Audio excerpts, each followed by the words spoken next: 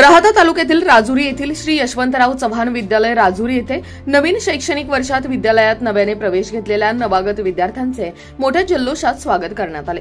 नवीन विद्यार्थ्यांना मिरवणुकीने शाळेत आणण्यात आले। गेटवर त्यांचे औक्षण करून गुलाब पुष्प देऊन व सर्व विद्यार्थ्यांनी टाळ्यांच्या गजरात त्यांना स्टेजपर्यंत आणले व तेथे नवीन विद्यार्थ्यांना शालेय पुस्तके व गुलाब पुष्प देण्यात आले।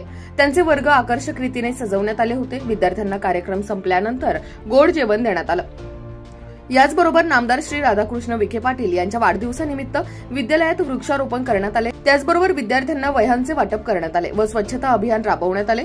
या कार्यक्रमासाठी पद्मश्री डॉक्टर विठ्ठलराव विखे पाटील, सहकारी साखर कारखान्याचे संचालक डॉक्टर सोमनाथ गोरे, जालिंदर पठारे, विविध कार्यकारी सोसायटीचे व्हाईस चेअरमन सुधीर गोरे, संतोष गोरे, सुनील लाळगे, अण्णासाहेब लाळगे, प्राचार्य श्री मुस्ताक शेख, प्राध्यापक बाळासाहेब घोरपडे, दिवे मॅडम, बबन सातकर, सुहास धावणे, बबन शेंडगे, कल्पना नेहे, सुनीता कदम, बेबीताई लोखंडे, किशोर भारती, कुमारी त्रिवेणी धुळसंदर, सुनीता तरंदले, रोकडे मॅडम, पांढरे मॅडम, बांद्रे मॅडम, कुमारी तरकसे मॅडम, ग्रामस्थ व पालक मोठ्या संख्येने उपस्थित होते।